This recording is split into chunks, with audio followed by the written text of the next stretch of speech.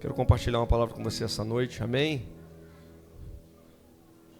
Se você puder me dar 40 minutos da sua atenção, 30, 40 minutos da sua atenção, certamente, Deus tem uma palavra para lançar sobre o nosso coração.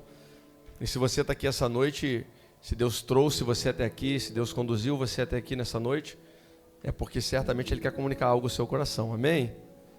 Confesso para você que eu mudei essa palavra aqui umas 3 vezes, irmãos, durante o dia e até durante os louvores que a gente estava aqui adorando e cultuando o Senhor. Mas eu me voltei para esse mesmo lugar, para o lugar onde Deus me trouxe hoje de manhã, para essa palavra que está lá em Lucas capítulo 15, a gente vai ler daqui a pouquinho.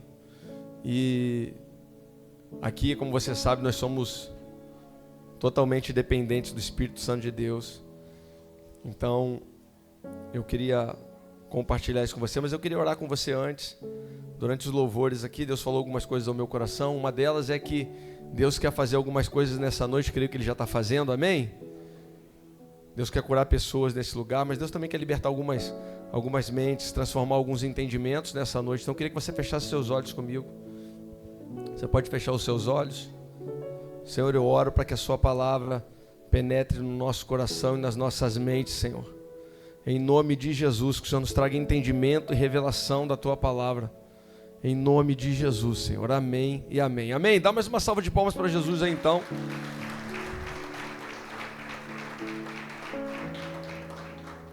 Irmãos, existem algumas verdades que elas são importantes, porque elas não apenas elas informam a nossa mente, mas elas vão transformar as nossas vidas. Amém?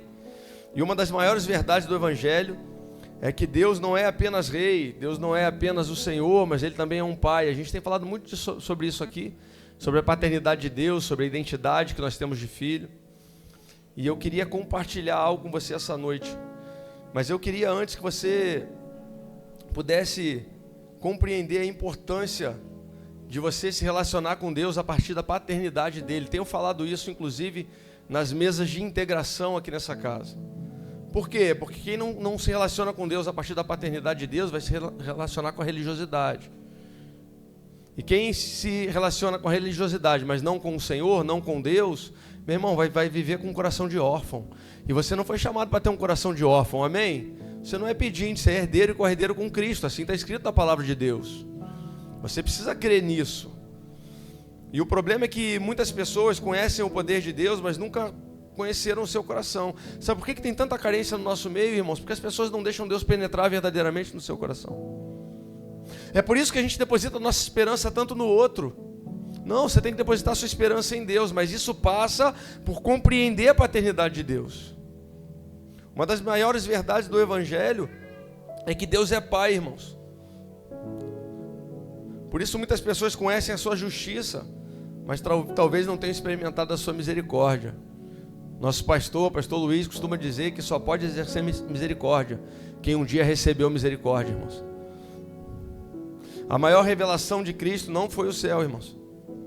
Às vezes a gente fica olhando para Jesus Cristo, tudo que Ele fez na terra, a gente fala, Ele veio revelar o reino de Deus, Ele veio nos mostrar e nos revelar o céu, mas a verdade é que a maior revelação que está lá no livro de João principalmente, é que Jesus não veio te revelar o céu, Ele veio te revelar o Pai.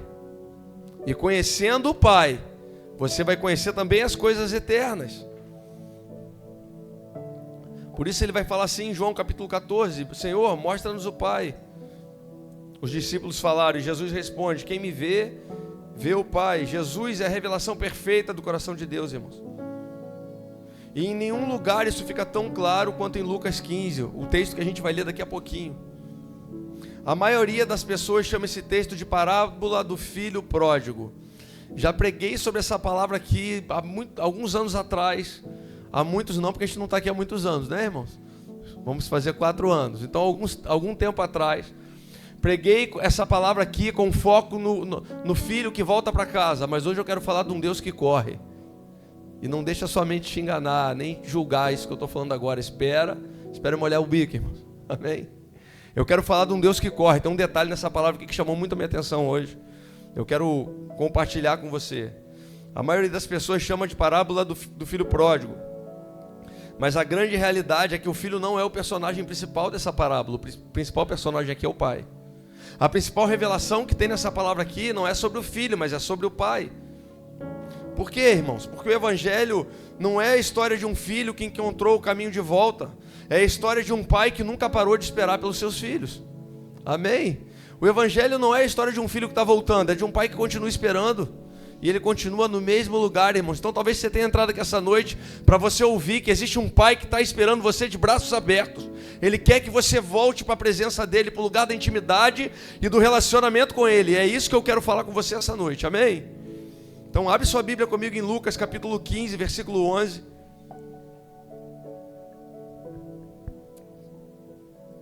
Diz assim, Jesus está contando aqui 3 parábolas nesse capítulo. E no versículo 11 diz assim, Jesus continuou: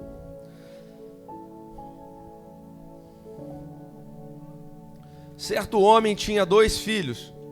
O mais moço deles disse ao pai: Pai, quero que o Senhor me dê a parte dos bens que me cabe. E o pai partiu os bens entre eles. Passados não muitos dias, o filho mais moço, ajuntando tudo o que era seu, partiu para uma terra distante. Lá desperdiçou todos os seus bens, vivendo de forma desenfreada. Depois de ter consumido tudo, fala consumido tudo. Depois de ter consumido tudo, sobreveio aquele país uma grande fome, e ele começou a passar necessidade. Então foi pedir trabalho a um dos cidadãos daquela terra, e este o mandou para os seus campos a fim de cuidar dos porcos. Ali ele desejava alimentar-se das alfarrobas que os porcos comiam, mas ninguém lhe dava nada. Então, caindo em si, disse: quantos trabalhadores de meu pai têm pão com fartura, e eu aqui estou morrendo de fome. Ele nem pensou no irmão, ele pensou nos trabalhadores do pai. Vou me arrumar, voltar para o meu pai e dizer-lhe. Ele ensaiou um discurso, irmãos. Olha o discurso que ele ensaiou: Pai, pequei contra Deus e diante do Senhor. Já não sou digno de ser chamado seu filho. Trate-me como um dos seus trabalhadores. Irmãos, Deus não está procurando trabalhadores, Deus está procurando filhos, amém? Glória a Deus. E arrumando-se, foi para o seu pai. Vinha ele ainda longe. Irmãos, presta atenção, porque essa frase ela é muito importante para você entender aquilo que a gente vai falar essa noite. Vinha ele ainda longe, ou seja, o filho ainda estava longe quando o seu pai o avistou. Presta atenção que o pai viu de longe, irmãos. Compadecido dele, correndo, fala correndo, o abraçou e o beijou. Por isso eu quero falar de um Deus que corre nessa noite. E o filho lhe disse: Pai, pequei contra Deus e diante do Senhor, já não sou digno de ser chamado seu filho. Ele foi lá e repetiu o discurso que ele tinha ensaiado. O pai, porém, disse aos servos, ele nem respondeu ao filho quando o filho disse isso, ele olhou para os servos e falou: tragam depressa a melhor roupa, e vistam nele, ponham um anel no dedo dele e sandálias nos pés. Tragam e matem o bezerro gordo. Não é qualquer bezerro, é o bezerro gordo.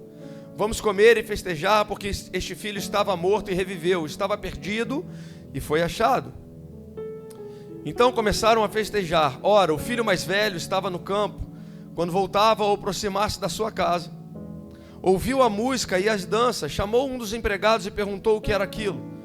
E ele informou: seu irmão voltou, e por tê-lo recuperado com saúde, o seu pai mandou matar o bezerro gordo. O filho mais velho se indignou e não queria entrar. Saindo, porém, o pai procurava convencê-lo a entrar, mas ele respondeu ao seu pai: faz tantos anos que eu sirvo. Fala, sirvo. Faz tantos anos que eu sirvo o Senhor e nunca transgredi um mandamento seu. Mas o Senhor nunca me deu um cabrito sequer para fazer uma festa com meus amigos. Mas quando veio esse seu filho que sumiu com seus bens, gastando tudo com prostitutas, o Senhor mandou matar o bezerro gordo para ele. Então o pai respondeu: meu filho, você está sempre comigo. Tudo o que eu tenho é seu. Mas era preciso festejar e alegrar-se, porque este seu irmão estava morto e reviveu, estava perdido e foi achado. Aleluia, Amém, irmãos? Lucas 15 vai começar com uma crítica dos fariseus. Eles vão reclamar com Jesus. Eles vão murmurar, eles vão falar que Jesus está se misturando, que Jesus está sentando à mesa com pecadores, comendo com pecadores. É assim que começa esse capítulo, irmãos. Naquele tempo, sentar à mesa era um selo de aceitação. Quando você sentava à mesa com alguém, você estava imprimindo um selo de aceitação. E os fariseus não compreendiam como é que aquele homem que se dizia um mestre, um rabi, como é que aquele homem sentava com pecadores. Afinal de contas, os fariseus se separavam dos pecadores. Mas Jesus vai falar uma coisa interessante para eles. Ele vai falar assim: eu não vim para os que se acham justos, eu vim buscar e salvar aqueles que estão perdidos. Então Jesus vai contar 3 histórias aqui: uma da ovelha perdida, uma da moeda perdida e uma do filho perdido. E isso não é uma coincidência, amém? É uma escala de revelação. Por isso esse capítulo ele se completa. A ovelha, ela vai se perder por ignorância, irmãos, por inocência, ela se perde. A moeda, ela vai se perder por descuido, irmãos, por displicência, e aí a moeda se perde. Mas o filho se perde por escolha. O filho decide se afastar, o filho decide sair de casa. E Jesus está dizendo: não importa como você se perdeu, o amor de Deus continua procurando por você. O amor de Deus continua olhando, aguardando você voltar para o lugar de onde você saiu. É isso que Deus está querendo dizer e comunicar através dessa palavra. O filho perdeu tudo, irmãos, mas presta atenção, ele perdeu tudo que ele tinha de bens, mas ele não tinha perdido a identidade. Por quê? Porque ele lembrou do pai. E só pode lembrar do pai quem não perdeu a sua identidade. O filho mais novo chega diante do pai e ele fala assim com o pai, como a gente leu: me dá a parte dos bens que me cabe, eu quero parte da minha herança. Sabe o que ele está dizendo, irmãos? Você que é pai, você que é filho aqui, sabe o que ele está dizendo? Para mim o Senhor vale mais morto do que vivo. Por quê?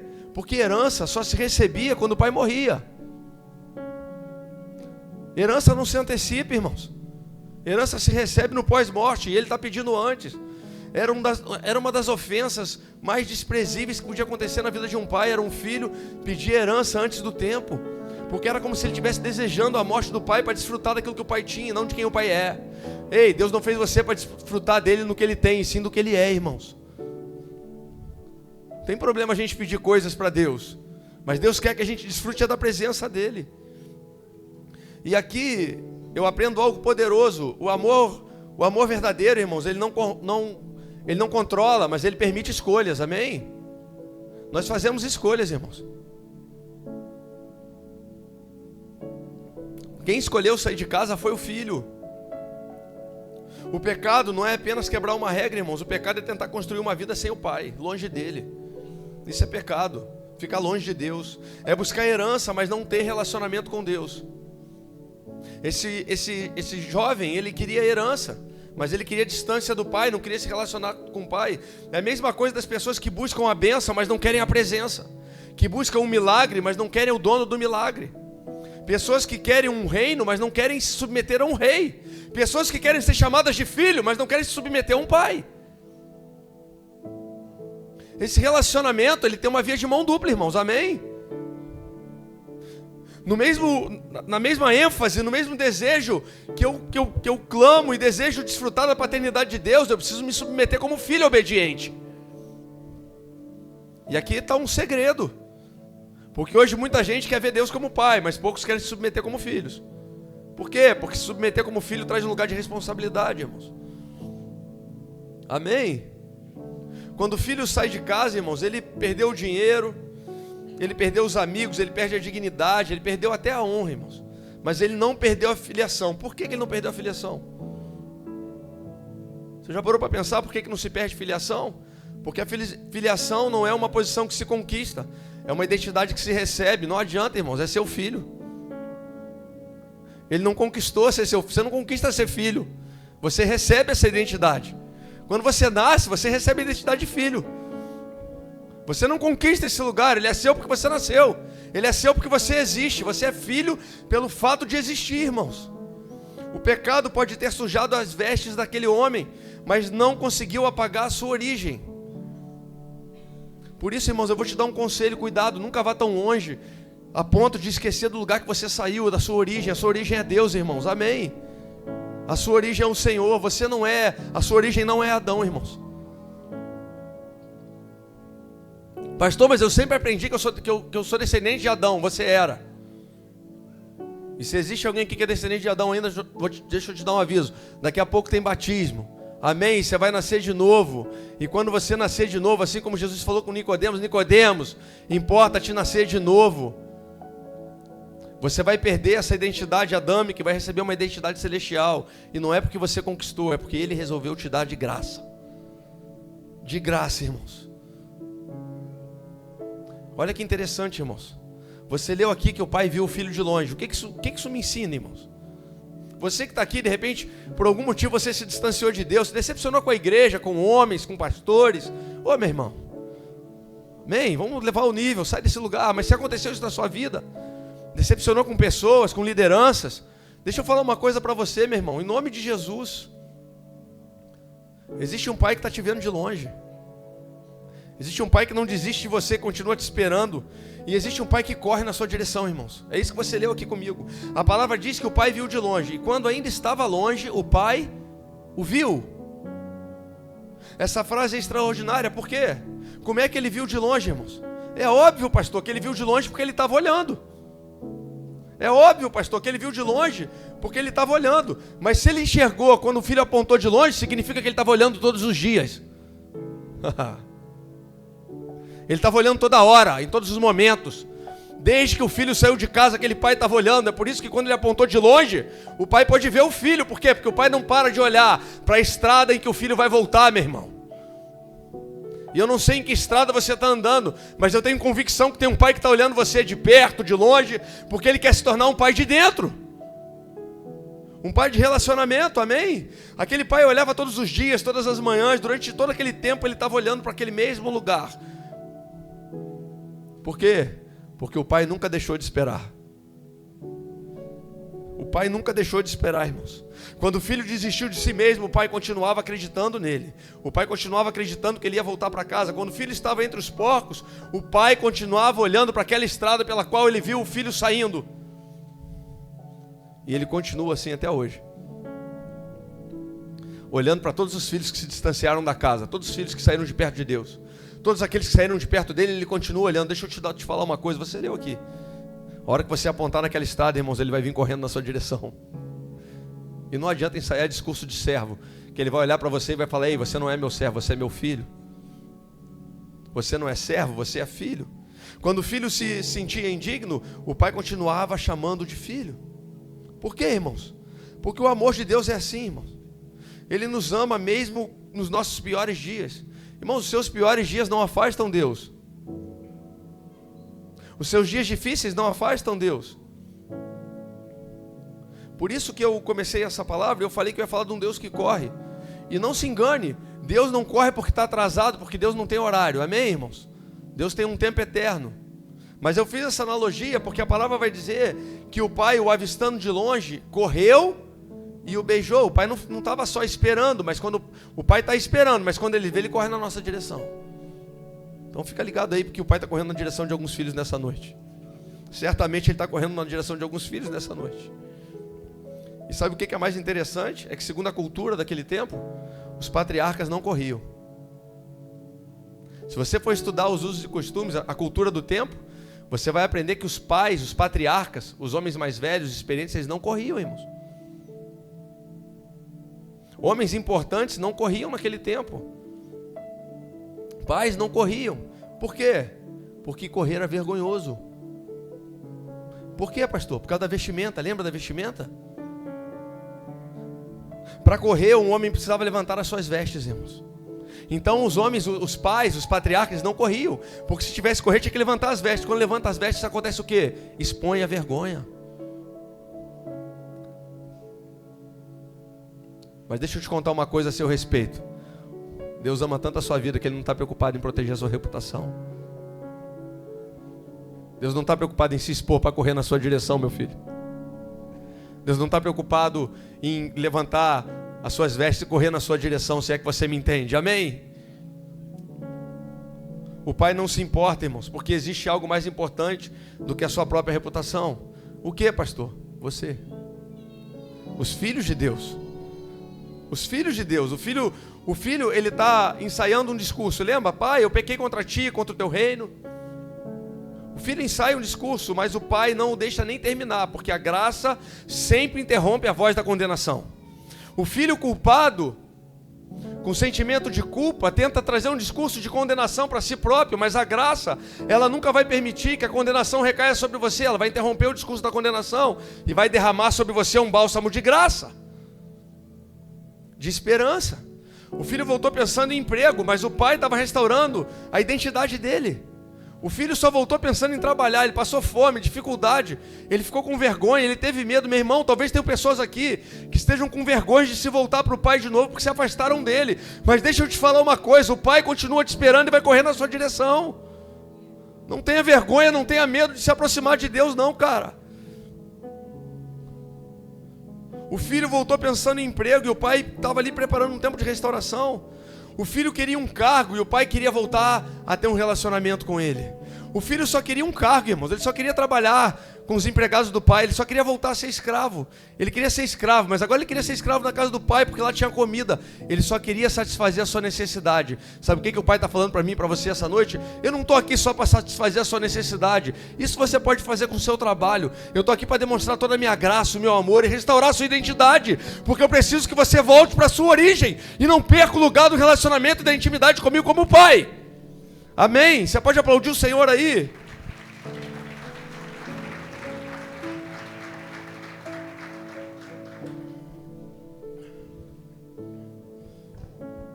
O pai não restaurou apenas o filho, irmãos. Ele restaurou a identidade daquele homem. A maioria das pessoas pensa que o milagre foi o abraço, mas o abraço foi o começo. O abraço foi o início da recepção. No abraço o pai iniciou uma recepção, mas depois o pai vai fazer algumas coisas importantes aqui. E eu creio em nome de Jesus que Deus está fazendo isso conosco aqui nessa noite. E algumas pessoas vão receber do pai exatamente aquilo que esse menino recebeu. Nós vamos ler aqui. O pai não recebeu ele só com um abraço, irmãos. O verdadeiro milagre acontece depois, quando o pai entrega algumas coisas para esse filho. Você leu comigo aqui, lembra? Lembra a primeira coisa que ele manda o filho fazer? Que ele manda os servos fazerem? Ele vai falar assim: traga a melhor roupa. Isso não te chama atenção, irmãos? Você lembra onde ele estava? E aí a palavra vai dizer que ele tem que trazer a melhor roupa. E aquilo que o pai está fazendo não é um presente. O pai não está dando um presente para agradar o filho. Ele está revelando coisas espirituais ao filho. Ele vai revelar para mim e para você também agora. Ele está revelando coisas espirituais, irmãos. Quando ele fala melhor roupa, não é qualquer roupa. O texto falou: trazei depressa. Literalmente o que está escrito, entre aspas, abre aspas. Trazei depressa a melhor roupa. Sabe qual que era a melhor roupa? A roupa do pai. A melhor roupa era a roupa do pai, irmãos. E ele fala: trazei a melhor roupa.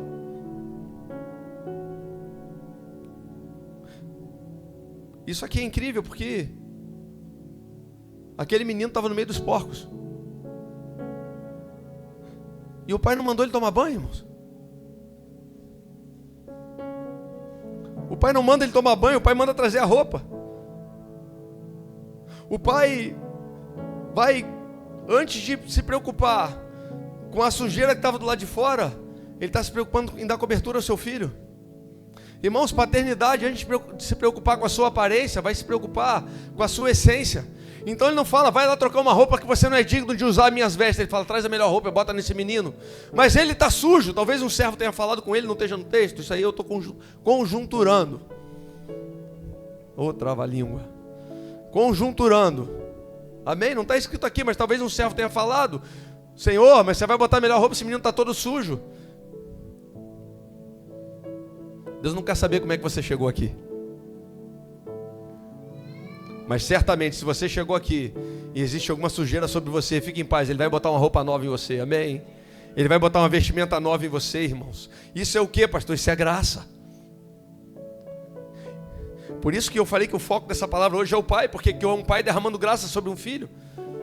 Um pai que é desonrado por um filho. Você consegue fazer uma analogia de quem nós estamos falando? Um pai que é desonrado por um filho. e decide entregar tudo para esse filho que o desonrou, não se preocupa com a sujeira do filho, mas resolve vestir o filho assim mesmo com a melhor roupa.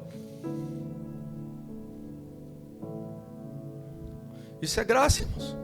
A primeira coisa que o pai faz aqui é restaurar a identidade dele. Deus não começa tratando o comportamento, irmãos. Já falei muito sobre isso aqui. A preocupação de Deus maior hoje, comigo e com você, não é o seu comportamento.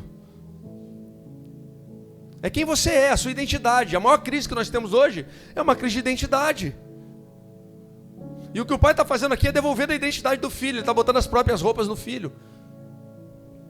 Ele está afirmando a identidade desse filho, colocando as suas vestes nele. E depois disso, a palavra diz que ele vai colocar um anel no dedo do filho.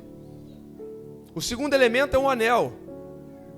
No mundo antigo, anel não era adorno, irmãos. No mundo antigo, anel não era para vaidade, não era para ficar mais bonitinho. No mundo antigo, anel era sinal de autoridade. As pessoas eram reconhecidas pelo anel que elas usavam. Alguns reis selavam, inclusive, a sua carta com seus anéis, porque era um sinal de autoridade. O anel era um sinal de identidade, revelava de onde você era. Naquele tempo era comum que as famílias tivessem seus brasões. Cada família tinha uma representatividade. E o pai então decide que vai colocar um anel nesse menino, no seu filho que voltou para casa. Isso é uma assinatura, irmãos. Isso é uma assinatura de pertencimento. Ele está falando: ei, você é meu filho. No mundo antigo, o anel não era adorno, irmãos, era autoridade. Com o anel, o pai está dizendo assim: você não voltou como visitante. Você não está visitando a casa do pai, irmãos. Você não é um visitante, você é filho. Você não voltou aqui como funcionário. Você não é só um servo, você é filho de Deus. O pai está falando isso para ele. Lembra do discurso dele? Lembra do discurso falando que quer ser servo, que quer servir ao pai, que quer se tornar escravo? Aí o pai percebe isso no coração de órfão dele, fala: cara, teu coração está com espírito de orfandade, eu vou curar isso em você, vou colocar minhas vestes em você, agora vou colocar o meu anel em você, para que você entenda que você é meu filho legítimo, você é filho, você não é servo, você não é escravo, eu não estou aqui para tornar você escravo. O filho queria ser servo, mas paternidade não escraviza com o serviço. Pega no seu espírito e anota isso no seu coração: paternidade não escraviza com serviço, paternidade restaura como herdeiro. Eu vou repetir para você guardar. Paternidade não escraviza com serviço, paternidade restaura como herdeiro. A gente estava aqui ontem num tempo de mutirão, fazendo muitas coisas aqui. Melhoramos o som da igreja, não sei se você percebeu, mas nós melhoramos. Pintamos algumas partes da igreja. Nós estávamos aqui fazendo o quê? Servindo. Mas sabe por que a gente estava aqui reunido servindo? Eu falei com o pessoal ontem, ainda brinquei, perguntei: dormiu bem, irmãos? Porque saíram daqui cansado, hein? Inclusive, deixa eu expressar minha gratidão por cada um de vocês que estava aqui ontem. Estava todo mundo aqui servindo, irmãos. Pastor, mas ele não quer servo, ele quer filhos. Mas o problema não é o serviço. O problema é o entendimento, a renovação da mente. Porque quando você entende que você é filho, você quer cuidar da sua casa. Agora você não é mais escravo, você está cuidando da sua casa. Você pertence, você faz parte dela. Você faz parte daquilo que Deus está fazendo aqui, cara. É por isso que você serve. Isso é o Evangelho de Deus, irmãos. Nós não somos apenas perdoados por Jesus. O perdão é o início. A continuidade é a adoção. A primeira coisa que a gente recebe de Deus é o perdão, e a segunda é a adoção. Nós não somos apenas resgatados, nós somos recebidos como família. Amém, irmãos? E aí tem o terceiro elemento que ele vai botar nesse menino, lembra? E isso é muito profético, muito poderoso. Porque a palavra vai dizer que ele vai botar sandálias nos pés dele. Perceba que ele não trocou as sandálias. Ele colocou sandálias. O seu pai vai colocar agora sandálias nos seus pés. E aqui tem uma revelação, que é uma das revelações mais lindas desse texto. Você sabe por que ele colocou sandálias nos pés daquele menino? Porque todo escravo tinha que andar descalço. Todo escravo naquele tempo não era digno de usar sandálias. Então naquele tempo você reconheceria facilmente um escravo, porque você olhava para o escravo e via ele descalço. Os escravos não tinham sandálias, irmãos. Eles tinham que andar descalços. Mas e os filhos? Os filhos usavam sandálias. Quando o pai coloca sandálias em seus pés, ele está declarando publicamente: ninguém terá o direito de chamá-lo de escravo. Deixa eu falar uma coisa para você: ninguém tem o direito de chamar você de escravo. Amém? Ninguém tem o direito de chamar você de escravo. Por quê? Porque você é filho de Deus, irmãos. Você é filho de Deus. O filho chegou com mentalidade de escravo, mas o pai vai restaurar a cultura de filiação dentro do coração desse filho. E talvez essa seja a palavra para muitos aqui essa noite. Deixa eu falar uma coisa para você. Olha para cá, não precisa olhar para o Felipe lá ajeitando a bateria não. Deixa aí, Felipe, pode deixar.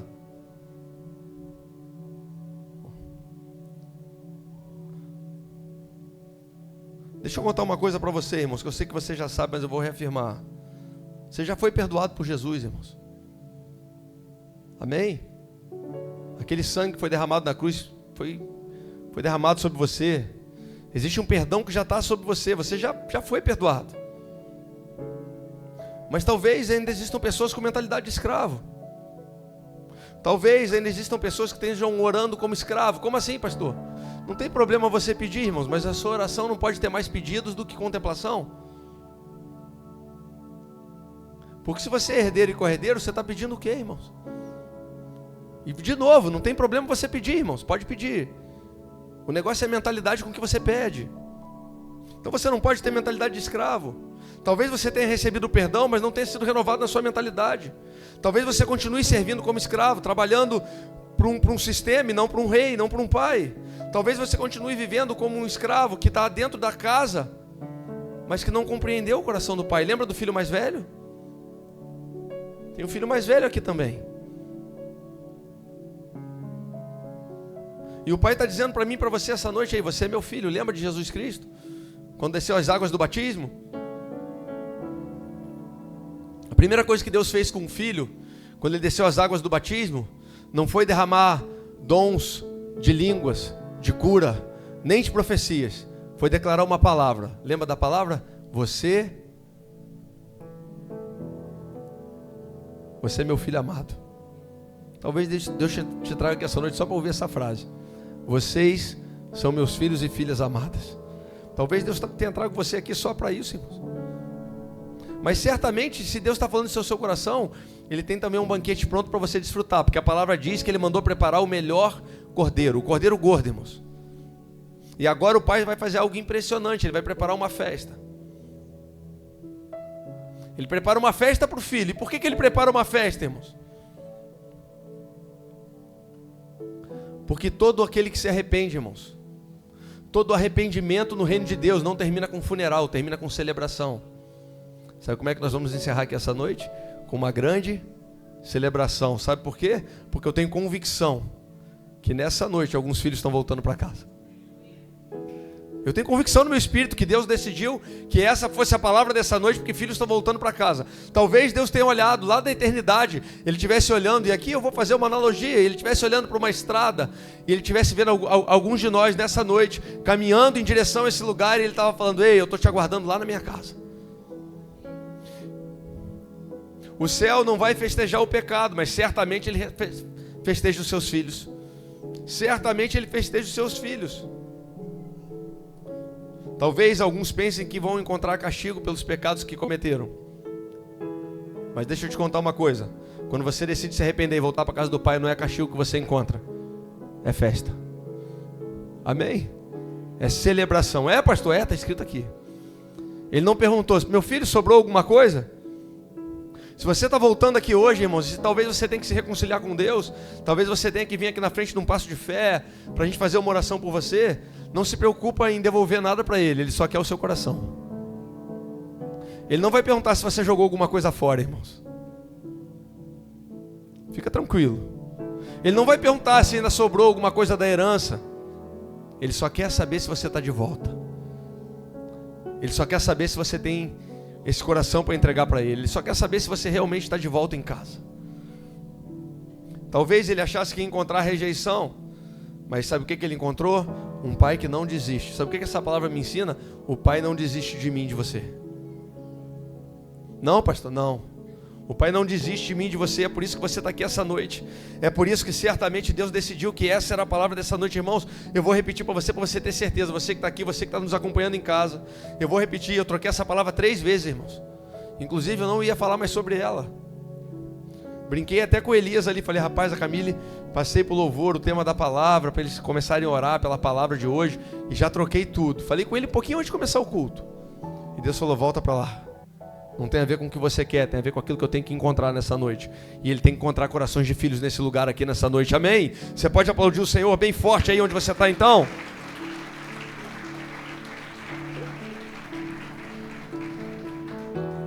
E o filho mais velho, pastor? Ah, o filho mais velho. Tem um filho mais velho aqui que não pode ser esquecido. Deus não esquece dos seus filhos, nem do mais novo, que saiu de casa, nem do mais velho que ficou em casa. Nessa parte Jesus muda um pouquinho o foco, porque existem dois filhos perdidos aqui. Um estava igual a dracma, estava perdido dentro de casa. O outro estava perdido fora de casa, mas os dois estavam perdidos. Um se perdeu por rebelião, se rebelou contra o pai.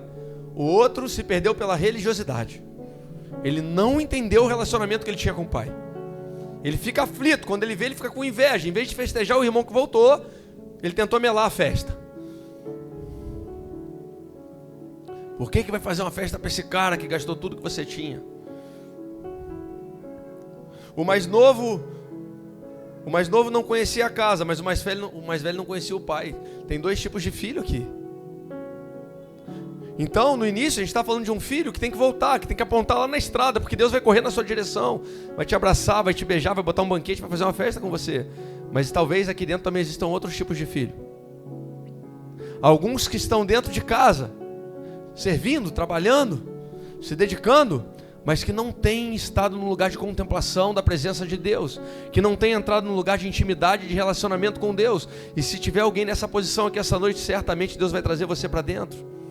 Amém? Pastor, mas a gente já está dentro. Eu não estou falando dentro do prédio, eu estou falando da presença dele. Ele diz, nunca me deste um cabrito. Irmãos, veja a orfandade. Você já viu gente que faz isso, irmãos, que murmura assim? Nunca fez isso por mim, nunca fez aquilo por mim. Orfandade. Ele estava na casa, mas não sabia que tudo que tinha ali era dele. Todas as coisas. Ele estava servindo, ele estava trabalhando, ele era obediente, mas ele não desfrutava do que ele tinha, irmãos. Desfrute desse lugar, desfrute da presença de Deus, amém? E existe uma multidão, irmãos, assim. Pessoas que estão na igreja, mas ainda não conhecem o coração do Pai. Essa noite, e eu estou encerrando, estou terminando por aqui. Já vou terminar. Essa noite, irmãos, certamente, ninguém vai sair daqui. Ninguém vai sair daqui carente da paternidade de Deus. Amém? Você não vai sair daqui assim. Essa noite eu quero que você coloque algo na sua mente. Talvez você tenha que... Feche seus olhos comigo aí por um instante. Feche seus olhos por um instante. Imagina você agora voltando numa estrada longa, com saudade de casa e preparando um discurso de escravo. Talvez tenham pessoas aqui que tenham planejado falar algo com Deus essa noite. Talvez alguém veio aqui essa noite, entrou nessa igreja, nessa casa, nessa noite, pensando em falar algo para Deus, em confessar algo para Deus, em entregar algo para Deus. Talvez tenha até se comprometido em falar, Senhor, hoje eu vou voltar e eu quero trabalhar, eu quero servir. E eu quero que você, com seus olhos fechados, você imagine algo poderoso, aquilo que esse filho viu. Eu quero que você possa imaginar que quando você estiver andando nessa estrada, planejando um discurso, vai ter um pai que vai sair correndo na sua direção. Existe um pai essa noite que está correndo na sua direção. Ele está correndo na sua direção, ele está preparando um abraço, um beijo, só para te receber. Existe uma pergunta essa noite que precisa ser respondida, irmãos. Como pode um pai justo abraçar um filho pecador e culpado? Como pode, irmãos? E essa resposta é simples. É só você olhar para a cruz. É só você olhar para a cruz. Porque lá você vai encontrar alguém que entregou tudo por mim e por você. E não foi porque a gente merecia, foi porque Ele nos amava. E é por isso que você está aqui essa noite. Quando você olha para a cruz do Calvário, você vai ver um Deus que entregou o seu filho, o seu único filho, o seu primogênito. O seu único filho é entregue naquela cruz para ser massacrado. O filho foi açoitado, o filho foi apedrejado, o filho foi colocado e pregado numa cruz. O Filho morreu naquele lugar por mim e por você. Quando você olha para isso, você vê um Deus que está correndo e compreende o sentido da palavra. Deus não tem pressa, mas apressadamente andando na sua direção, ansiando encontrar todo o coração órfão que está andando por aí, todo o coração que ainda existe lacunas de orfandade, que existem lacunas de paternidade. Ele está falando: ei, meu filho, a única coisa que eu quero é fazer uma festa com você. A única coisa que eu quero com você essa noite é fazer uma festa com você.